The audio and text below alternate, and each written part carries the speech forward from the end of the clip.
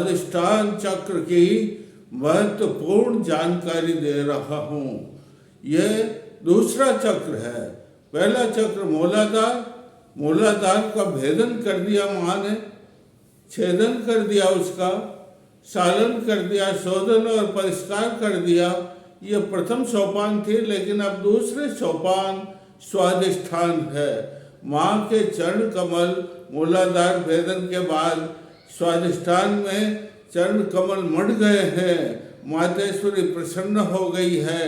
लेकिन एक बात है भाई, जब सांप भूखा होता है तो एकदम झपटता है ना, उसी प्रकार मातेश्वरी सोई हुई थी निद्रा में मूलाधार में, और एकदम उसको जगाया गया है तो वह भूखी है, कई दिनों की भूखी है, और भूख से तड़पती हुई एकदम लाठी की तरह खड़े हो जाती है।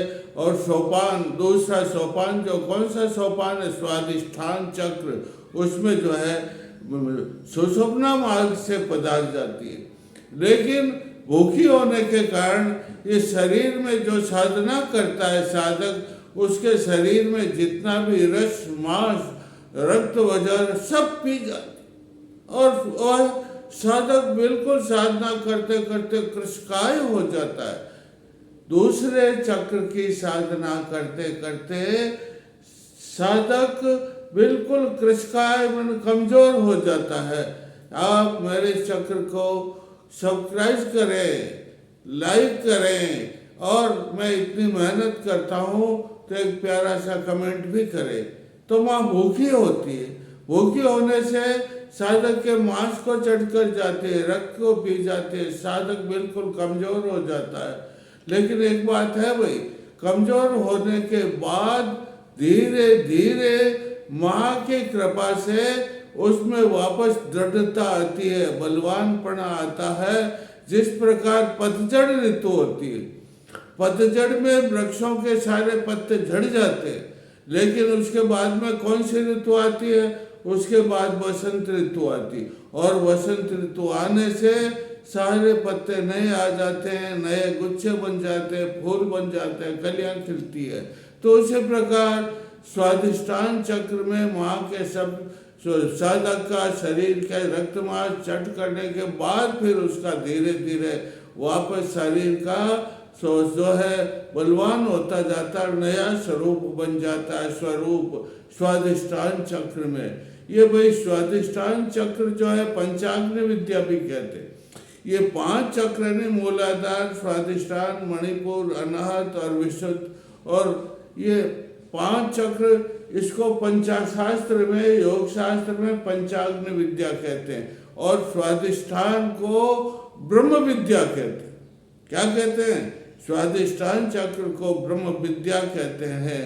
और देखो, इसके अंदर प्रत्येक चक्र के आधार होते हैं, इसलिए इसका आधार जो है कहाँ पर है चक्र, ये बता देता हूँ। ये चक्र मूलाधार से 2 अंगुल ऊपर और मणिपुर से नीचे, मूलाधार और मणिपुर के बीचों बीच में स्थित है।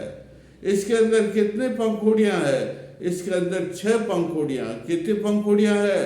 और 6 पंखुड़ियों के ऊपर ये 6 पंखुड़ियां हैं। कमल की 6 पंखुड़ियां होती है, उसी प्रकार 6 पंखुड़ियां कहते हैं भाई, ये 6 ग्रंथियां हैं, और इन 6 ग्रंथियों के ऊपर षडक्षर, षडक्षर का मतलब बम बम मम यम रम लम, ये 6 मंत्र लिखे हुए होते हैं। और इसका तत्व बीज है वम। क्या है?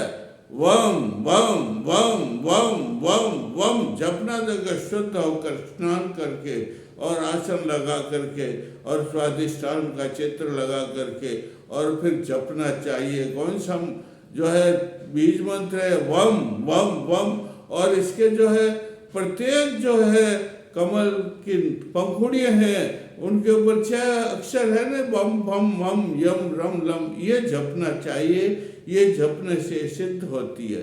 अरे भाई, इसका कर्मेंद्रिय है, ये इसका स्वर्णिम रंग है। कैसा रंग है? इसका रंग स्वर्ण, जैसे सोना होता है ना, वैसा इसका रंग है। और प्रत्येक इसका रस जो है, रस है, गुण है ना, रस है। जैसे मूलाधार का गंध था, इसका रस है। और इसके अंदर जो है मकर वाहन है, वाहन इसका मूलाधार का वाहन जो था हाथी था सप्तशूंड का, लेकिन इसका वाहन मकर है। और मकर की गति कैसे होती है? टेढ़ी। तो इसकी गति भी टेढ़ी मेढ़ी होती है। और इसकी जो है कर्मेंद्रियां, ज्ञानेंद्रिय तो रचना है, ये वाणी कौन सी? इस वाणी किससे होती है? सरस्वती का वास होता है वाणी के ऊपर।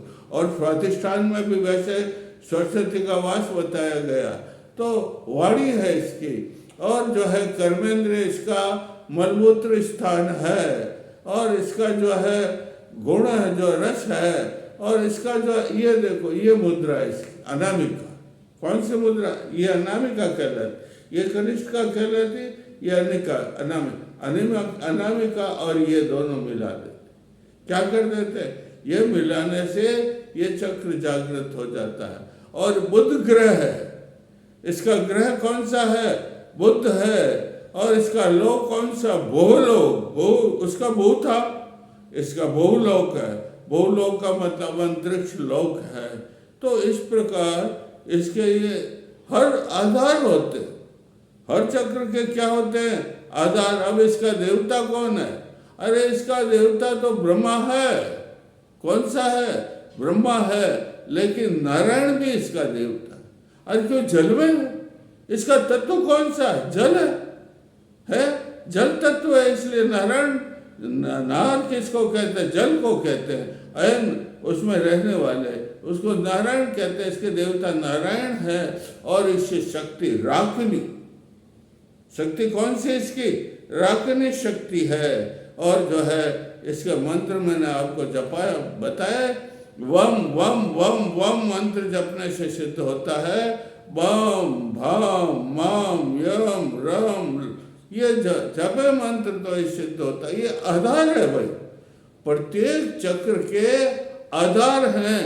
इसलिए ये चक्र के आधार हैं। ये पंचाग्र विद्या कहलाती है, इसको विद्या कहते हैं। अब क्या करता?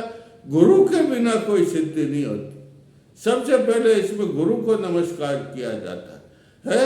गुरुवे नमः, गुरुवे नमः, गुरुवे नमः। गुरुर ब्रह्मा, गुरुर विष्णु, गुरुर साक्षात परम ब्रह्म। अरे गुरु तो साक्षात परम ब्रह्म ही है। गुरु गोविंद खड़े काके लागू पाए, बलिहारी गुरु आपने गोविंदियो बताए। अरे बलिहारी गुरु की है, गोविंद को परम ब्रह्म का रास्ता योग शास्त्र में लिखा हुआ है। परम ब्रह्म का रास्ता जो है बताने के लिए कौन है? गुरु बताते हैं। और तो इसलिए पूरे शरीर में गुरु को स्थापित कर दो। इसकी विधि बता देता हूं मैं। मेरे मस्तिष्क में गुरु विराजित हो गए, मैं आपको प्रणाम करता हूँ। मेरी आंखों में गुरु स्थापित हो गए, मैं आपको प्रणाम करता हूँ। मेरे कानों में गुरु स्थापित हो गए, मैं आपको प्रणाम करता हूँ। मेरे होठों में, दंत पंक्ति में, जीवाग्र में, जीवा मूल में गुरु जी स्थापित हो गए, मैं आपको प्रणाम करता हूँ। मेरे यहाँ कंठ में ये जो है स्कंद कहलाते हैं, ये कपूरिका कहलाता है, ये मणिबंध कहलाते हैं, ये करतल पृष्ठ कहलाते हैं। और ये अंगुलीय नकाग्र में गुरु जी स्थापित हो जाओ, प्राण प्रतिष्ठित हो जाओ, मैं आपको प्रणाम। इस तरह से पूरे छाती, पीठ, हृदय, फेफड़े, लीवर, तनुपट, अमाशय, पक्वाशय, छोटी आंत, बड़ी आंत, दोनों किडनी, दोनों जंघें, गोडे, पाँव, पकलियों में सब जगह में कहना पड़ता है, आह्वान करना पड़ता है। गुरु जी मैं आपका आह्वान करता हूँ, आपको बुलाता हूँ, आप इसमें प्रतिष्ठित। तो इस प्रकार गुरु सारे शरीर में प्रतिष्ठित हो जाते हैं। और गुरु फिर उसको रास्ता स्वाधिष्ठान चक्र के भेदन करने का, क्या करने का? स्वाधिष्ठान चक्र के भेदन करने का रास्ता क्या बताते थे? कौन बता देते? गुरु बता देते हैं। तो ब्रह्मा कौन? इसके देवता कौन है? ब्रह्मा है, नारायण है। लेकिन इसकी देवी राकिनी है, क्या? राधा भी। कौन है? राधा सर्वेश्वरी। कौन? शास्त्रों में लिखा हुआ है राधा सर्वेश्वरी इसकी देवी है, राकिनी इसकी देवी है। दो मुख है राकिनी के और चतुर्भुज 6 भुजाएं हैं, उनमें पास, अंकुश, डमरू और कपाल आदि जो है धारण किए हुए माँ और प्रचंड स्वरूप धारण किए हुए माँ है। और साधक जब साधना करता है तो माँ उसको प्रसन्न हो जाती है और उसको सब सिद्धियाँ कलाकार बना देती है।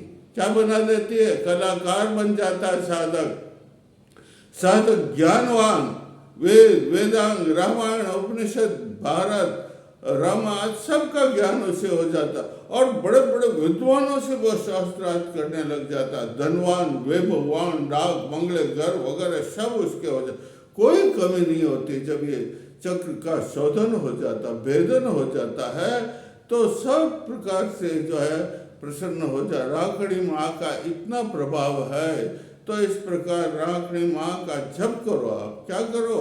राखड़ी माँ नमो नमः, राखड़ी माता नमो नमः, राखड़ी माता नमो नमः, यूँ जप करते रहे, बिल्कुल स्वच्छ होकर के, स्नान करके, इस शरीर को शुद्ध करके, अंतरात्मा को शुद्ध करके, फोटो लगा करके, जल ले करके, हाथ में कलश स्थापित करके, कलश के मोले लगा करके, और फिर जो है सब जगह जल छिड़क दो, चारों ओर जो रेखा जल की खींच दो, रम रम रम रम मंत्र से रेखा खींच दो, ताकि कोई वायव्य शक्ति परेशान नहीं करे। और फिर आप मंत्र जपना शुरू करो, माँ की कृपा से मंत्र प्रसन्न हो जाएगा।